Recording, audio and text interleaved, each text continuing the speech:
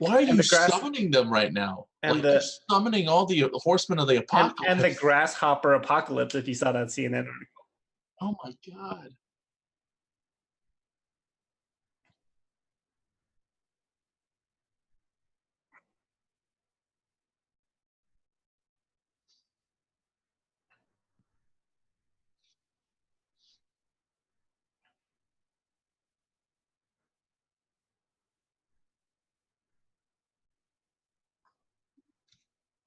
You should have had your Christmas in July this past week.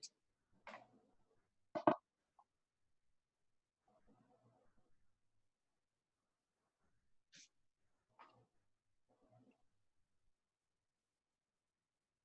you still muted? Hold on. Yeah, I definitely can't hear you on the stream.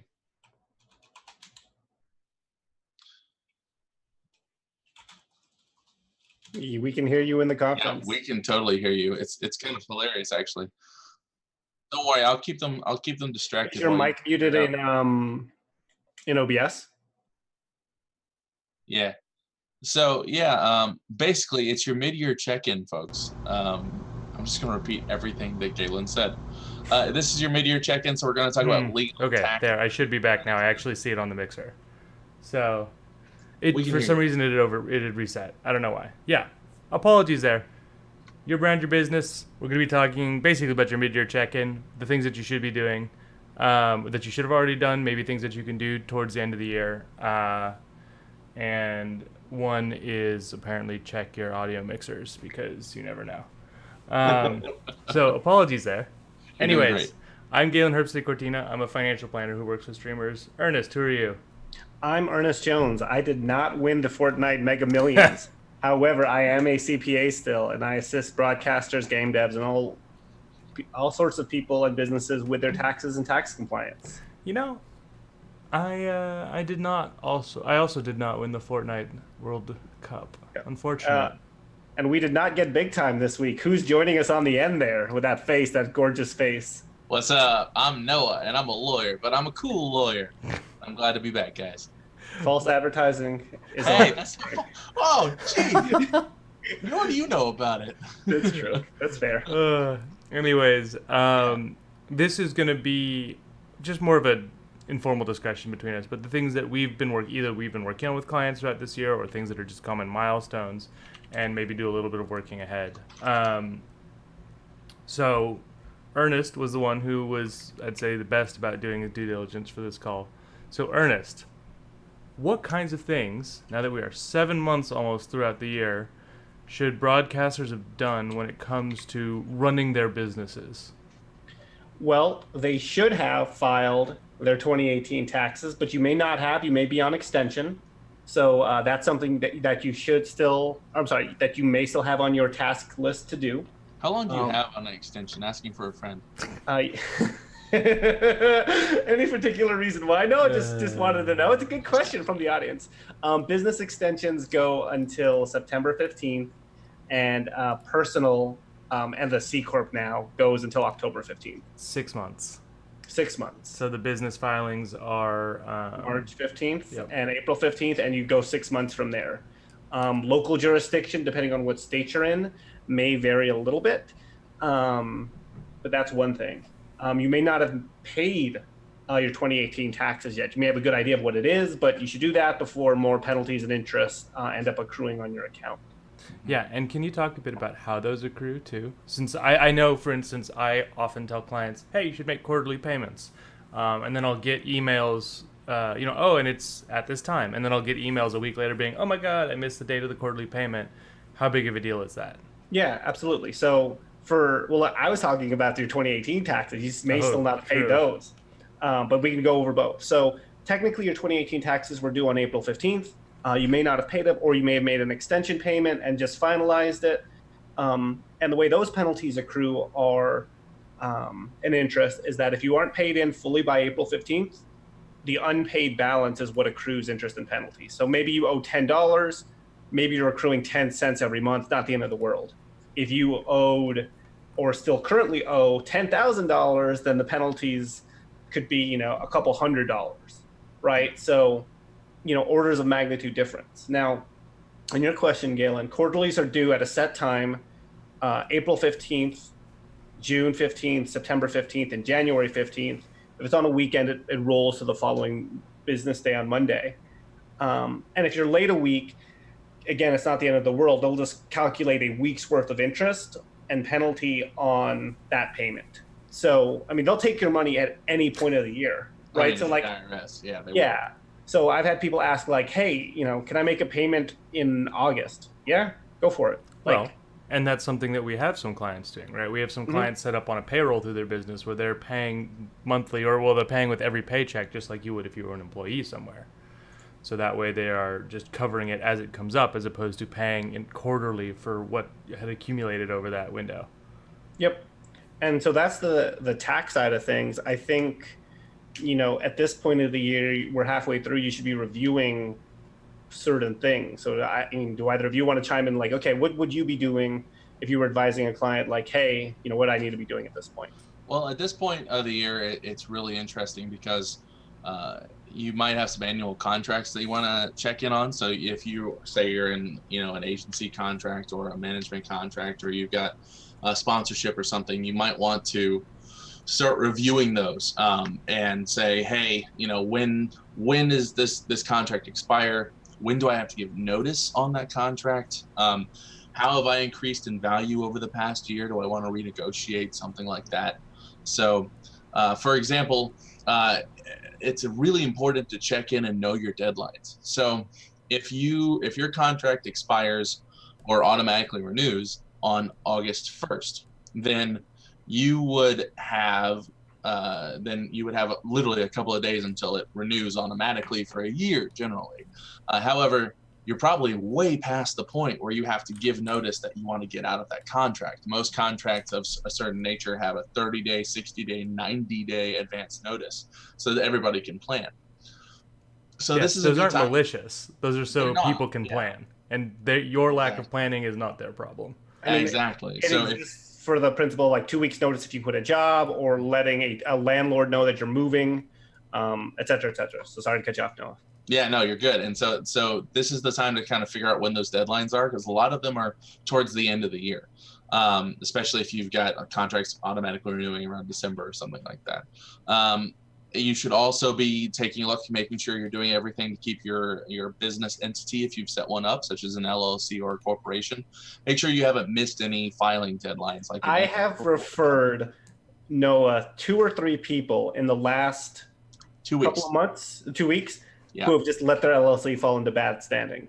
Yeah, and it's not their fault. They're just new at business ownership, and so they don't know to look for that annual report kind of thing. And so it's interesting. I don't often get one of the number one ways that I actually get clients from other attorneys is when other attorneys completely drop the ball on advising their client that they've got annual filings to do to keep up their LLC. So this is a good time for you to be checking in to make sure that hasn't lapsed. You do have like a certain kind of grace period if you have missed it in most states. So make sure you check that now. Yep. It's really just a pain in the ass to have that kind of stuff lapse. Well, because I had someone who let their thing lapse for maybe a month or so. Yeah. And we renewed it. There was for Nevada, no fees, no nothing. So it was easy to renew it, fine. But a couple that I sent you were administratively dissolved. Do you want to talk about, Noah, like what the impact of that is and what the potential legal, like paint the nightmare scenario. If I have a policy, I've got contracts in it, and now the state's administratively dissolved it because I let it fall into bad standing. Yeah, so there's a lot of horror stories you could have, and I'm not here to scare everybody, but so for example, allow me to scare everyone. However, good. So the one of the worst things that can happen is you are streaming. You've got an LLC, and say you're playing music you don't have the rights to. That's my bag. And so if you're playing music you don't have the rights to, and your LLC, and you don't upkeep it, you don't pay your annual fees, you don't file your annual report, that kind of thing. And it's administratively dissolved after 2 to 3 months by the state that you're incorporated in. Well, at that point, the protection that your LLC has given you is gone. And so if someone sues you, that you don't have that protection anymore. The entire reason you would have set up that LLC to begin with, in some cases. So if someone sues you, you say, actually, no, I've got the LLC shield. I've got this limited liability. And they say, nope, actually, Washington State administratively dissolved your LLC. You can't take care of that anymore. You can also accrue fines and fees to revive it, because you can always revive an LLC generally. But that is one of the nightmare scenarios. I could absolutely see that. It sounds like, oh, hey, I can fix it. It's terrifying if you get sued for, $4 million, because that's more than, you could have won in the Fortnite World Cup. Not if I placed first in solo, duos, and squads. Yeah, exactly. Yeah, but you didn't. I could have. No. I got bad Fortnite RNG. with you. I have bad RNG. So on the business planning side, sorry, on the business planning side, there are a couple things that I think you should have done by this point, and if you haven't, there's still time to do it, obviously. One of the first ones is you should just be reviewing how the year's gone so far. You should be checking in on what have you earned through the business, what have you spent in the business, are you on track with where you expected to be, are you off track with where you expected to be, because we talked at the end of the year, end of last year, start of this year, one of the two, about doing forward-looking business planning. Now you've got 6 months of data to compare against your projections. It'll be different than your projections. It almost always is. It's basically impossible to get everything exactly right. But just see, are you in ballpark the same spot that you thought you'd be? Are you doing better? Are you doing worse?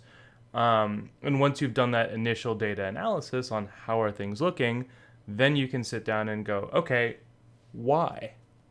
What kinds of things happened that were unexpected, good or bad, that might have impacted my growth?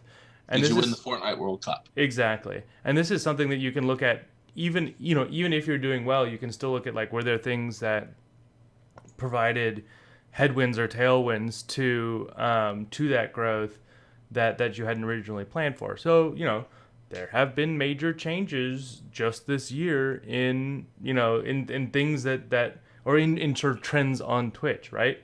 You could have been someone who was doing GTA RP when it blew up, I guess I'd say. Third wave. Yeah, third wave. Sorry, I was missing. I also double as a Twitch historian. There you go. It was third wave blow up. So I'm not sure. I've done history with you.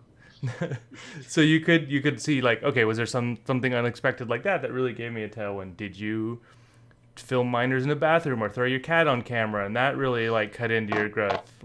Stressing me out right now, man. Too soon.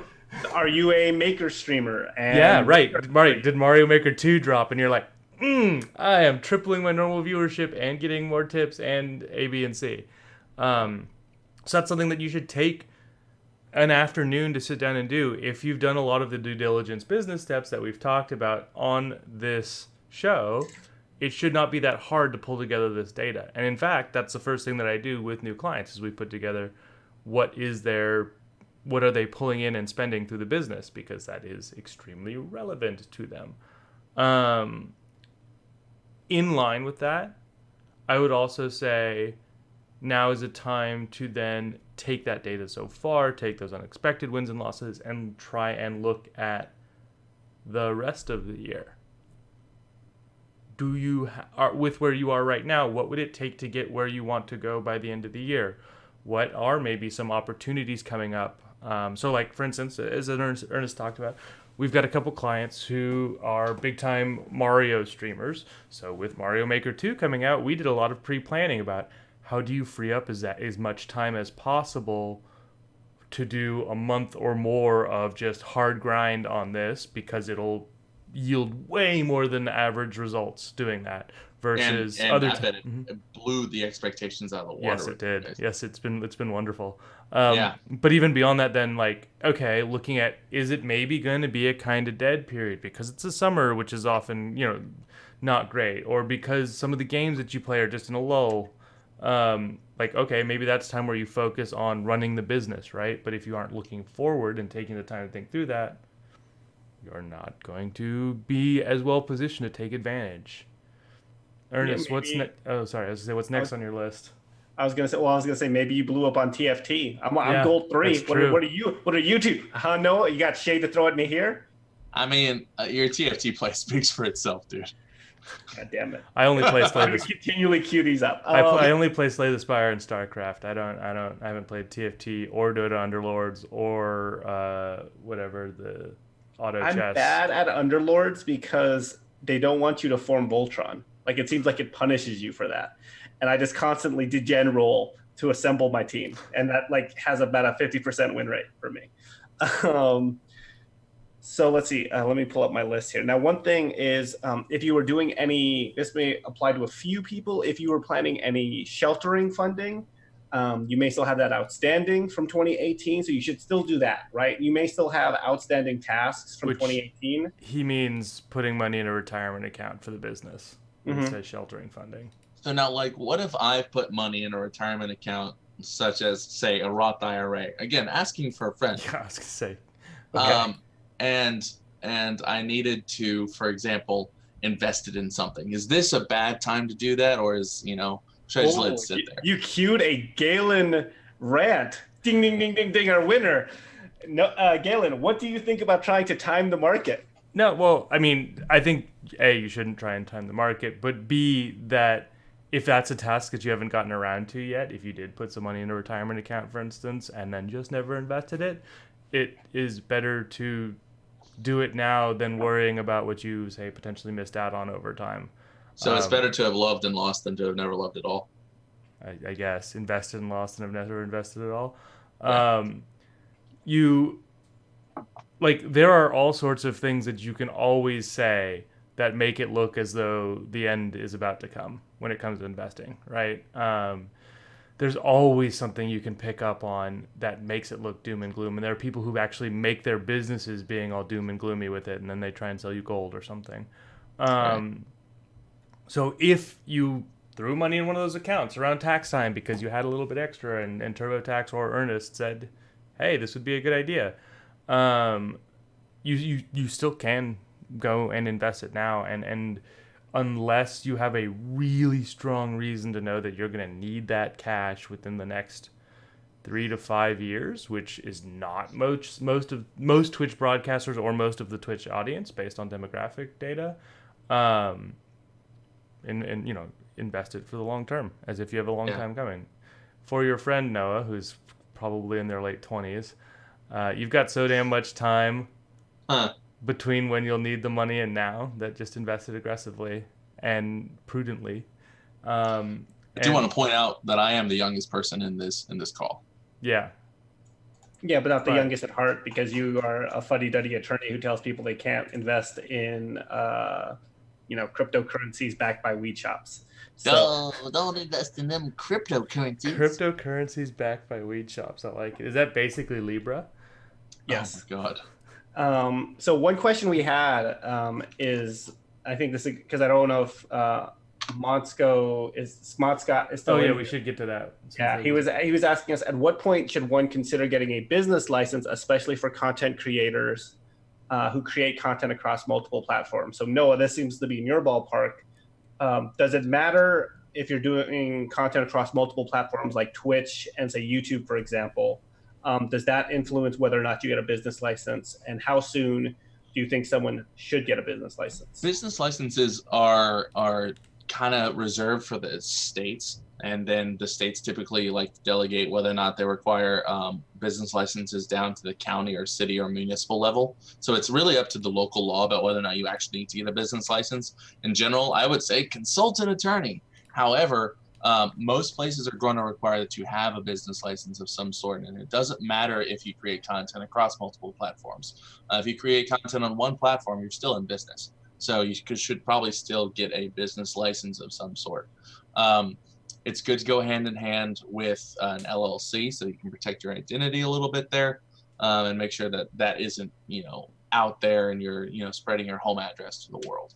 So in short, TLDR, if you're streaming for a business or you intend to make it a business or anything like that, then yes, get a business license. but also look at entity creation as well. One common refrain of the show is, even if you don't have the intent to, make money from streaming, if you accept an affiliate invitation, you're in business now. It's a hobby business, but it's not even if you accept PayPal. I mean, yeah, that's a good point. If you accept anything, you're in business. I would almost argue that if you intend to accept anything, then you're in business. So, yep. Yeah. I can only imagine what'll happen eventually when some hobbyist gets into trouble for something they've done, whether it's like creating a fan game or playing a fan game or something. Fan games, man. No, can you recreate your expression or the emotion and your general reaction to when I sent you the Mario Maker or Mario VR? Royale? Yeah. Oh my God. I yelled. We gotta it'll blow out everybody's speakers and like summon a demon. It was bad. Fan games are illegal. You don't have permission to make a fan game. What's Morrison's current stance on memes? We know where he stands on. Memes are illegal. Still? Okay. Still illegal. Unfortunately. Yeah. It happens to the best of us. Yes, Wes, to answer the question in chat, your best friend is a business. And Mod Scott, that was a great question. Thank you for asking. Yep, that is a good one. I think we actually have another question. We Want did to answer that one from a Dorkably? Oh yeah, on the topic of investing, smaller streamers.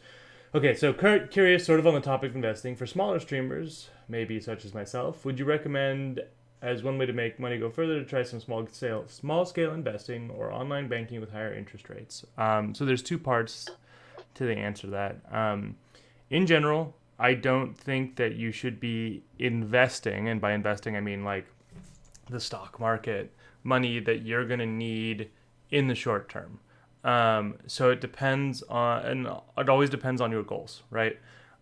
If you're saving up for a house, for instance, and you are hoping to save up for that house and buy it within the next 3 years, it usually doesn't make sense to put the money in the stock market. You might get more returns over that period of time by doing that, but you also might lose the money that has a specific short-term goal. It's really once you get out past like 5 and maybe even 10 years that the variance of the market kind of smooths out to that average that they talk about of 7 to 9% return. So again, depends on, do you need the money in the next short while? And if the answer is yes, it probably doesn't make sense to invest it. Now, in terms of the bank that returns a higher interest rate, yeah. If you're using banks, which you generally should be, I do use the piggy bank buried out in the backyard model. Its interest rate is terrible. Plus, then you have to dig it up every time you move. No, I just leave it. So it's a pleasant surprise for future neighborhood kids who move I there. forget where I put it anyways. Yeah, you're like a squirrel. This joke's dead already. Sorry, I had a really inappropriate joke pass through my head. We're going to let that slide. So anyways, if you're banking, you should be looking for institutions that offer you higher interest rates. Banks are generally, they provide a useful service. They're generally not your friends. Wells Fargo, for instance, has spent decades doing horrifically stupid things financially to their customers and continue to do so and offer nothing in interest. Versus you look at other banks, they're offering like north of 2, sometimes even north of 2.5% on cash that you have with them. Sometimes you have to meet some certain minimums, like maybe $10,000 in an account, like in a savings account. But it depends on the institution. So yeah, if you are going to be holding on to cash, which you should have an emergency fund, it makes sense to do that at an institution that will actually pay you for it. So personally, I bank at Capital One. Not sponsored. Nope, not at all. That's because when my wife and I got married, we were combining our finances. They were offering some of the best service and interest rates. And we're getting 2.3% on our money, something like that. So, that's $200-ish bucks a year if you keep $10,000 in that account. Which, again, you need to figure out what's a reasonable emergency fund for you. But yes, over the short term, investing tends not to make sense because of the uncertainty of it. So if you're doing something short term, look for something like a CD, a certificate of deposit at a bank, or just a high interest savings. But yeah, always comes back to that. And so my goal of be less broke maybe means no investing. In general, I don't think it makes sense to invest money until you've built up an emergency fund, because there's very little sense in investing money and maybe earning 7 to 8%, and then turning around and floating money on a credit card because you couldn't afford your bills and paying 25%, right? You want to earn a higher rate of return than you are paying to have that money. Ally's very good. Ally's another one that I recommend a lot. I would say that your situation's almost always going to be unique, though. So definitely make sure you reach out to Galen about it. And to Wes's question, well, Ally's very good on interest rates. I've had some of my clients have issues with some specific parts of their service, but overall their interest rates are very good, all online, that kind of thing.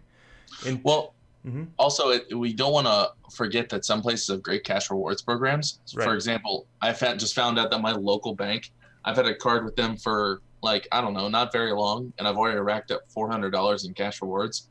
And like, I don't spend that much money because, I'm frugal. Some people say cheap. I prefer frugal.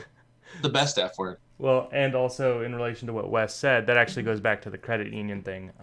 Yes, oftentimes you can get really good interest rates or service or different options at your credit union. Usually what you're giving up to get that is flexibility. Credit unions tend to be smaller, more local, which means they often can offer better rates and deals.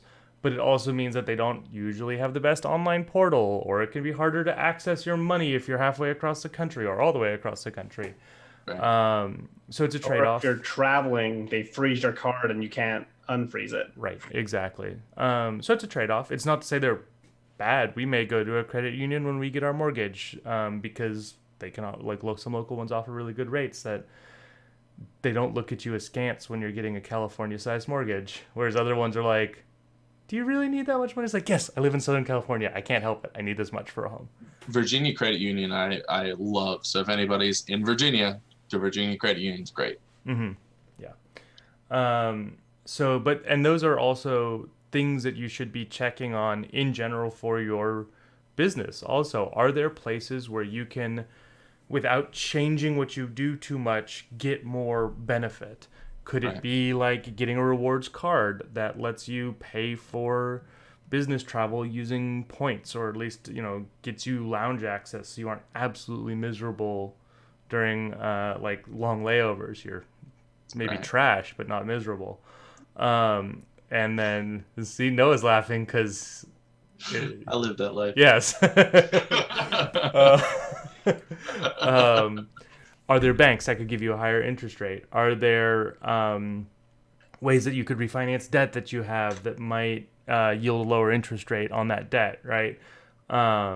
Those kinds of things can often add up to a couple $100 here or there, and I don't think anyone's complaining about a couple $100 here or there. And usually the effort involved with doing it yields a pretty good hourly rate of return. Right, F is for effort. Yep, it is. I thought it was for friends. You do stuff together? Yeah, that's the joke. Mm-hmm. So the other thing I had was, given where we are, I think it's a good time to start planning what cons you're going to attend. Yeah. If you haven't already done that, you might be a little late on that, quite frankly. Yeah, I mean, it's probably not easy, if even possible, to attend PAX West or TwitchCon at this point. But if you do, I will be there. I will be at TwitchCon. Galen's still planning to be at TwitchCon. Mm-hmm. We're not doing PAX West. No. I will be. Well, I'm not. Yeah. Well, I mean, for obvious reasons, Galen. Congratulations. Thank you.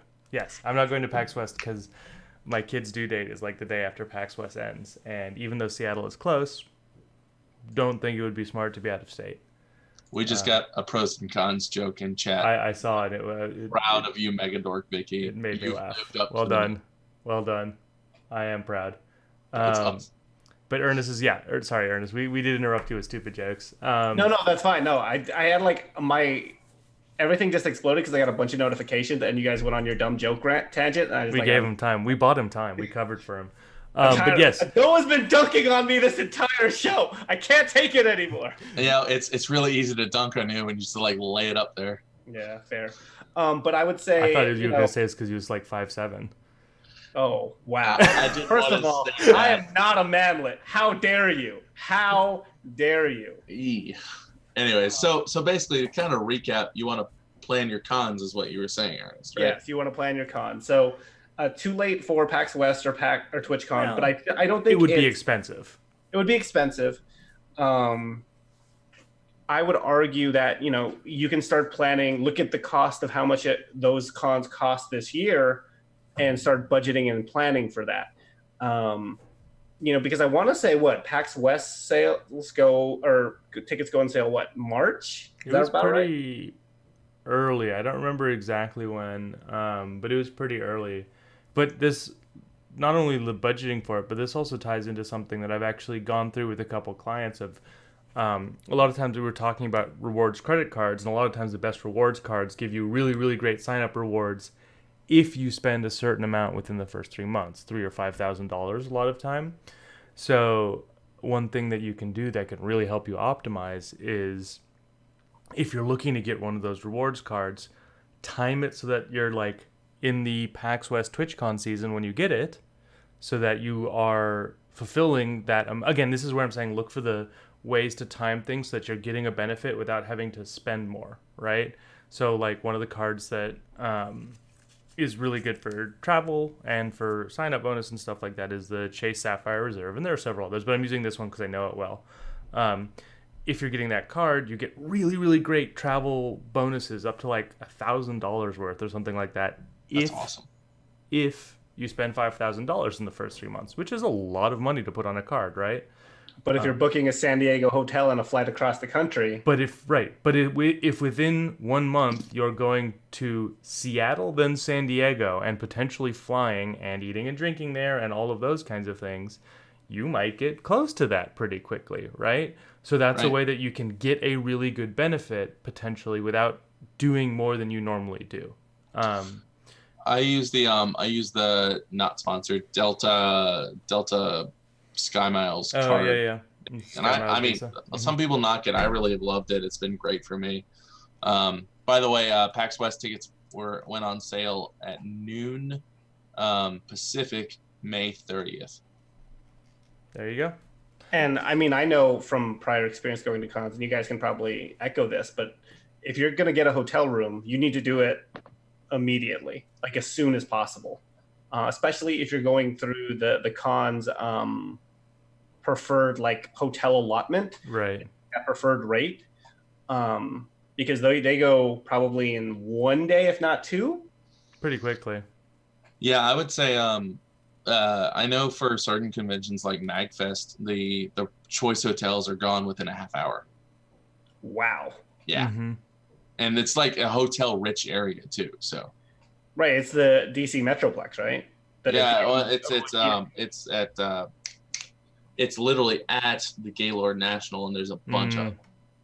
So now you're next to the MGM. So on this, Wes asks the question: how long should you keep one of these cards open or active? If you get it mostly for just the benefits, are we saying get the card and just use it at an opportune time?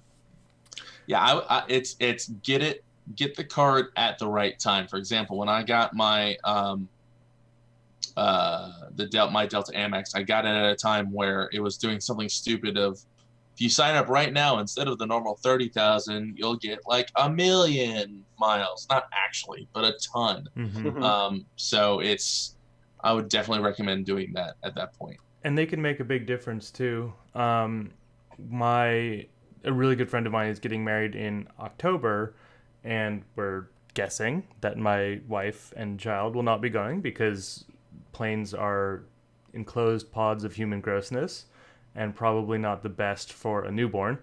So we were booking my travel out there, and that's the time of year where my wife is going to be getting some sort of maternity leave, but it's the state of California one, which is better than most states, but still terrible compared to normal salary. And this rewards card let us let us book that on points. So instead of having to shell out several $100s at a time when we'll already be having reduced income, we're able to do it on points. And then in the future, when she is back and working and earning her full income again, and we do some travel, we will be able to afford it, which will be nice, right? So it lets you do those kinds of things if you time it right. And we all circled this because of con planning, but really any cons are the sort of most normal major event that this, that you plan for with these kinds of things, because they're big financial outlays. They're ballpark predictable when they're going to be, that kind of stuff. But another thing you could do when it comes to con planning, if you're a streamer, is find ways to get there where other people pay for it. Because now is the time. If you have cons that you really want to go to, especially in the next year or so, the earlier you do outreach, the better. So there are some companies. I'm gonna put Noah on the spot now. How far out do you seen some of these contracts? How far out do they plan having talent at a con or at an activation? We've already started seeing some talent planning from some big things as for PAX East. Yeah. So April of next year. And so what's that? That's 10 months? I don't know. 9. I was told there'd be no math. We all saw how Pummel Party went. Don't make Noah do math. Oh my gosh. We need to play Pummel Party again. I bet people are tuning in to watch. Please don't make Noah spell or do math live. Pummel Party. Anyways, so people are planning way out right now, which is another good reason to start reviewing your contracts. So, oh geez. Hey, there's Evan. Hi, Evan. Hi, Evan. Yeah, they're planning way in advance. And, that might be something that if you are newer to streaming or aren't yet, like getting activation coming your way, you may not get someone who could pay it in full. But I know that, like, for instance, I know Versus Evil for most cons has volunteers that they cover the ticket for, where if you, I forget exactly what it is, but it's something like if you volunteer for a couple hours a day in their booth, they'll spot your ticket. Right? Or there are other ones where they might help. The other companies might do something similar, or might pay for a part of your stay, or something like that for a con that you might already be planning on going to. That can be a big deal. So if you're a part of your con planning, costs, yeah, certainly. And there's a lot of things that you can put in, and especially if you're planning this far out, you need to start looking at riders as well for how you get there. So if you're going to be contracted to go to a convention, then you want to make sure, one, like the people that are flying you out can't just put you on Spirit because you might die. Yeah, and that's not worth it. Yeah, I do hate definitely not Spirit. Rider, no 737 Maxes. Yeah. Whoa. Yeah, that would be funny. Yeah. Hold on, we just got a question from Wes that is trolly, and I want to read it out loud. Noah, I keep it to lawyer stuff for you. Don't want to make you do math on the spot. If 15 people sued me, then the amount of people suing me increased by 790%. How many lawsuits would I have? You'd have enough lawsuits that you'd have to buy a new lawsuit closet, and your dry cleaning would be extremely high. Oh, boo. Boo this man. Boo. Boo. Do you have to claim... So there's a good question. Do you have to claim someone compensating you or covering you going to a con on your taxes, Ernest? Yes. But... And you also have to disclose it if you live stream. But I consider it an in and out expense, right? So they comped you a ticket, but you also kind of bought the ticket. Right? So, I mean, it's not a one-for-one. Like, say... Whoa. Say someone gives you a chair, like, random chair sponsor says, like, here's a chair for you. I could use one. That has value, right? But then also you're using it in the business, therefore it has intrinsic value to the business. So you should be able to expense something, right? It doesn't always work. Talk to your accountant about it, but... Or talk to Ernest. Or talk to me about it. But that's one thing I would definitely consider, is that finding a way to expense that ticket. Right. That's interesting. I really like that idea. So to recap kind of where we are, to bring it kind of full circle, basically review your contracts, Yep. Make sure your LLC is up to date. If you're late on taxes, do that. Plan ahead for cons. Pay current taxes. Pay your taxes, quarterlies. Call Galen. Yeah, actually act like a business owner. Do business planning and review. Yeah. Mm-hmm. And really look at your schedule, by the way. So one thing I want to close that loop on cons is because look at your schedule, because I've heard of cases where someone has overbooked themselves and they're like, why the hell did I do this? Like, I know really one of the partners at my firm went to 37 conventions in 1 year. How is that possible? Do they just like con to con? Yeah, they literally were just stringing them. And so that is now part of the reason. Yeah, I am there to help alleviate some of that right now. I know every time I'm like, hey, something in LA, they're like, we've got this or that or the other thing. It's impressive. Yep. But yes, there are 52 weekends in a year. So we got a question about disclosure. So if someone gives you a chair, for instance, or something that's consistently in shot, how do you go about mentioning that? And how often do you have to mention it? And where would that be outlined?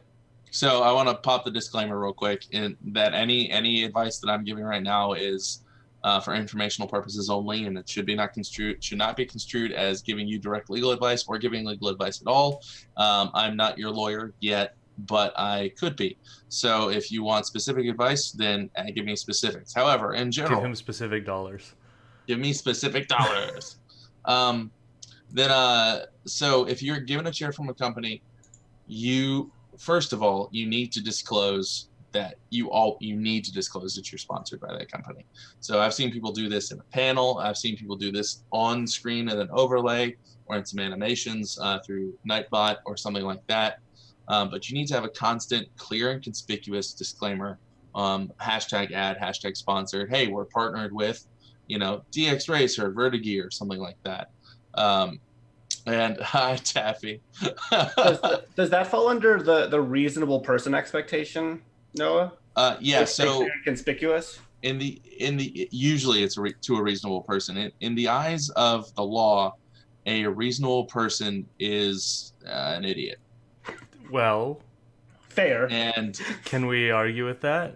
No, because most reasonable people are idiots. Yeah.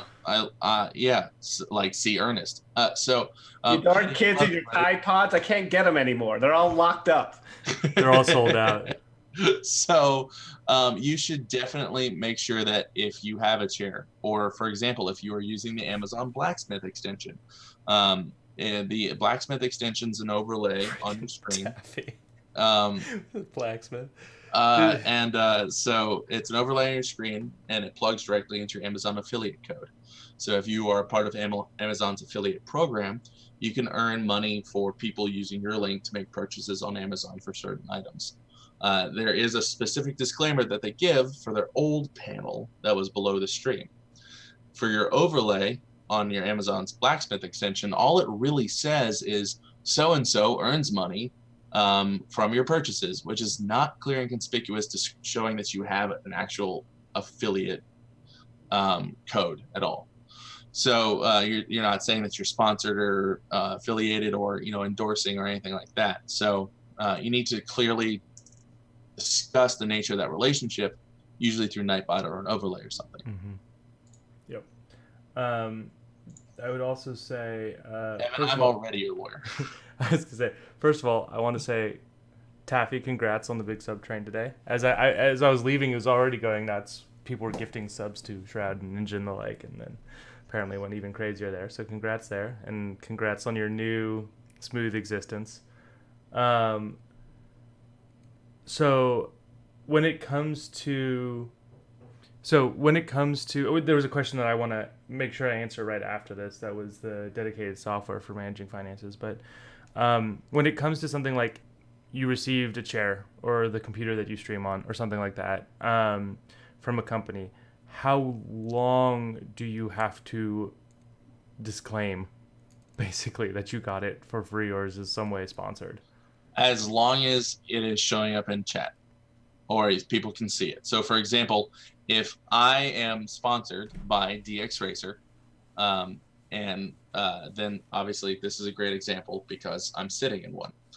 Say I'm sitting in this chair. If I'm no longer sponsored by DX Racer, I need to either continue to disclose that I, got this chair from DX Racer, and that it's not necessarily endorsement or something, or I need to cover this up with tape in some way, because as long as you're using it, it's a tacit endorsement of that product. Makes sense. Also, Taffy, congrats on throwing out the first pitch on August 18th. Bam. So to the question, let me go scroll back. And while you're looking that up, I just want to say congrats, Taffy, because you follow me on Twitter, and I know I'm just a delightful follow. So the question was, is it worth dedicated software to manage business finances, or would a custom Excel spreadsheet work? Excel works great, and depending on your skill with Excel, it can be all that you need potentially. I would say that the more transactions and expenses that you have, the more software that in some way can automate that helps. So when you're just starting out, if you already have Excel or Google Sheets for free, for instance, that will work just fine, because presumably you will not have a ton of transactions. Once you grow to the point where you do, it becomes very... There are two things that happen. One is, the more successful you are, the more valuable your time is. And then the more successful you are, the more transactions that there are. So the more successful you become, if you're using something like Excel, the more of your increasingly valuable time you're spending on a task that's taking more and more time. So just starting out, yeah, it's great. It's wonderful. Especially, like I said, especially Google Sheets, because it's free. We did a show, right, Galen? I want to say maybe 2 months ago about like free utilities available for. Yeah, a month or so ago. I'm not sure if the VOD's still available, but I would say Xero is something that we pitched. That's a free sort of like QuickBooks accounting solution. Mm-hmm.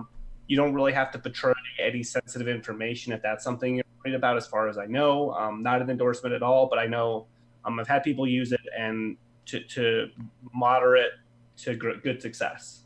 And that's a little bit of a more robust solution for that. Mm-hmm. And frankly, even if you're using Excel, you may just reach a point at some point where it's worth it to pay someone else to do your bookkeeping, because your time is so valuable and it probably doesn't cost that much. See, look, there's an endorsement from Taffy right there. He switched from QuickBooks to Xero. Okay. Oh my goodness, I got to tell you, when Taffy switched from QuickBooks to Xero, his complaining level dipped so much, and then he started talking to me again. But then so it went back up. But like, his life has gotten so much better.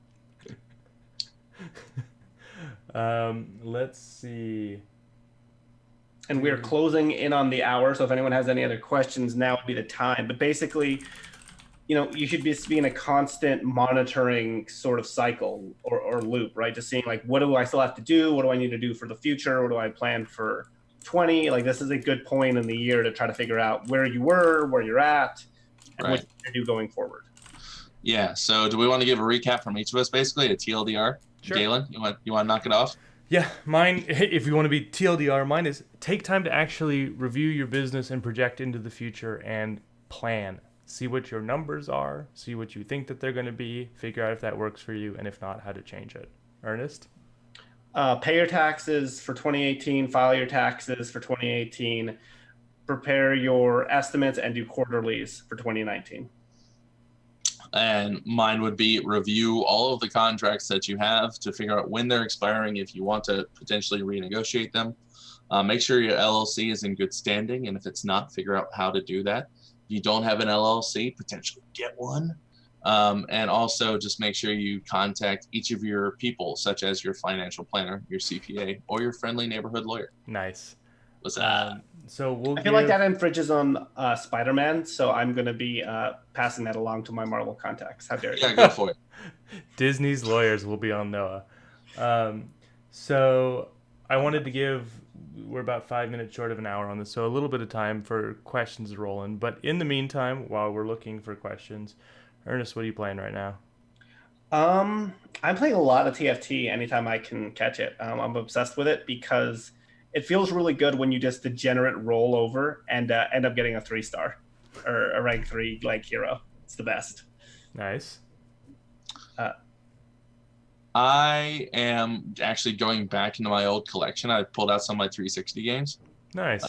Yeah, and so I'm playing some old CODs. I did pull out the first CODs that came out on Xbox One, the one that had starred Kit Harington as the bad guy.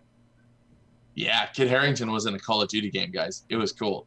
But besides that, I just want to play Pummel Party with my friends, and no one actually wants to play. Okay, sure. Yeah. What a liar. What's up, guys? I've been playing just a ton of Slay the Spire, and I'm starting to feel that itch to get back into Dota that comes right around the International every year. Because I start watching more Dota, and then I'm like, wow, this is so fun. Hey, I used to be really good at this. Like, maybe it'd be fun again. And then I remember how terrible team-based games are. Ryan Morrison plays so much Dota. I think it's unhealthy. Wait, does he really? Shoot, he plays a ton of Dota. I used to play Dota a lot. I used to actually be a pretty good player, believe it or not. Not pro level, but like top. What I heard was that you were a pro. No, God no. Yeah.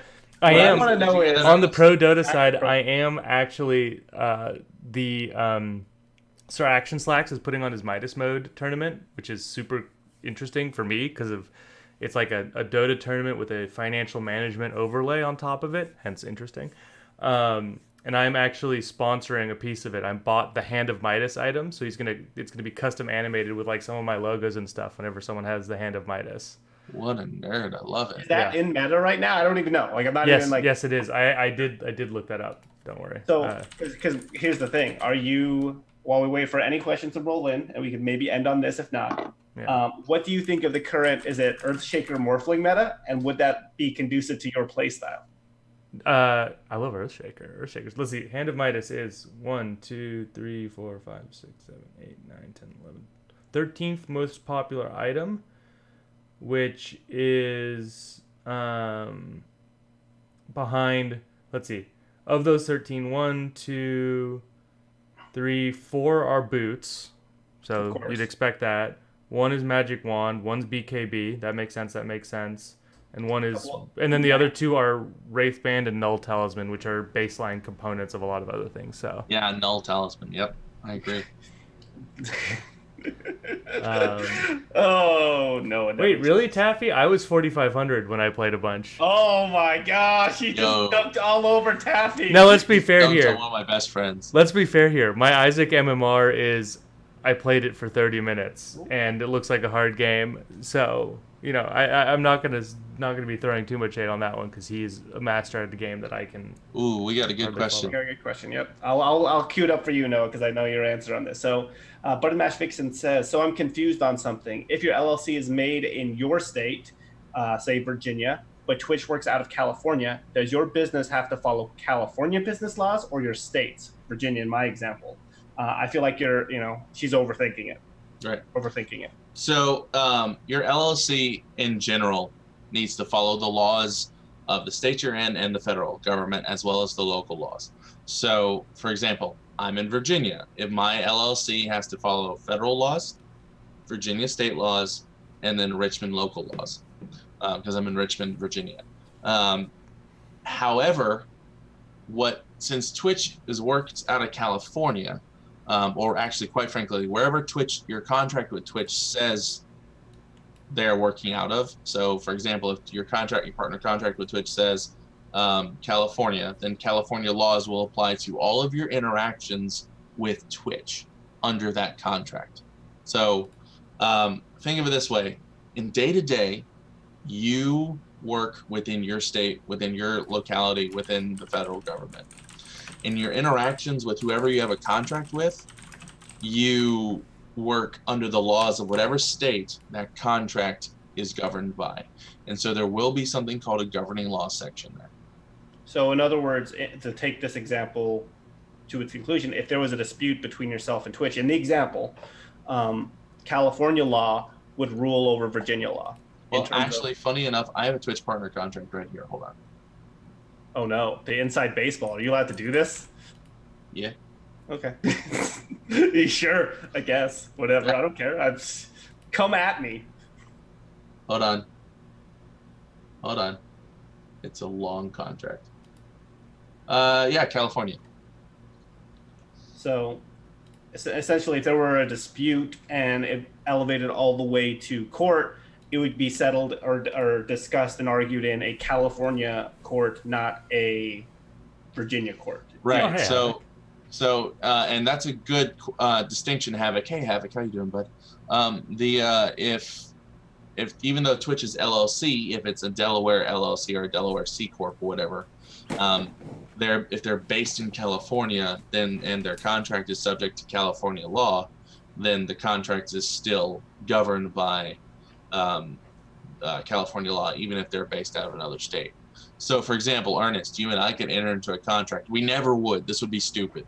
But if I'm in Nevada, you're in Virginia, and we could be like, we're governed by Oklahoma law. Yeah, and Oklahoma law. Homie, really? Yeah. Oklahoma law. You prefer Missouri? Missouri or Nebraska law. There's a bunch of corn. There's a lot of corn law in Nebraska. Bird law. What do you stand on bird law? Bird law. People want to see me play avian attorney so bad. And I just haven't. So, but yeah, no, Havoc. So your partner contract might be different. Every contract is going to be different, but usually it's based out of California. That wouldn't surprise me. Yeah. All right, so that's an hour. Yep. I don't see any other questions. Do we want to wrap? Yep. All right. No, I'm not very good at rapping. You're the guest. Yeah, Please we don't go rap. in first order. Tell So us who you are. Who are you, Noah? And where can they find you? And what do you do? And all that good stuff. Hi, I'm Noah Downs. I am a lawyer. You can find me on Twitter at @mylawyerfriend. You can find me on Instagram at @my.lawyerfriend. I work for the law firm of Morrison Rothman. I work for the law. Oh. I work for the law. I work for the law firm of Morrison Rothman LLP. We're awesome. And you can find us at morrisonrothman.com. Feel free to slide into my DMs if you need it. I don't know that I could append "we're awesome" to my thing. I don't know if my advertising rules allow that. Anyways, go on, Ernest. My name is Ernest Jones. The reason I wanted to go after Noah is because I wanted to say that I'm better than Noah and he sucks. Ha. Ha. I won. But what do you actually do? I don't know what I do. I'm a CPA. I do taxes and tax planning and tax compliance for all people from all walks of life. But specifically, if you're listening here, I do it for broadcasters, game devs, artists, anything interesting that you need assistance with. So DMs are open as well. And Noah still sucks. Bubble party. Why don't we have more guests on? It's so weird. I'm Galen Herbst Cortina. I'm a financial planner. I work with broadcasters, with also some folks who work on the dev side, but mostly broadcasters. And I think we have commands for all the places that you can find me. Hey, there we go. Twitter's a good one to start with. All the other stuff's linked there. So yeah, thank you so much for taking the time to come ask questions, listen to us blather on about important but not always fascinating topics. We will be back next week, right, Ernest? You're still around? I'm still around, yeah. So I will be here next week, and then the week after that, maybe a bit dodgy. We'll see. Okay, Noah's being extradited, but the other two of us will be around. In Croatia or in the Adriatic. Again, Noah's being extradited, but we Noah will getting extradited in my head. It's pretty good. Sorry, I apologize. but we'll be here, and we will, I believe, have a show. So thank you all, and we'll see you next week. Awesome. You guys rock. Thanks.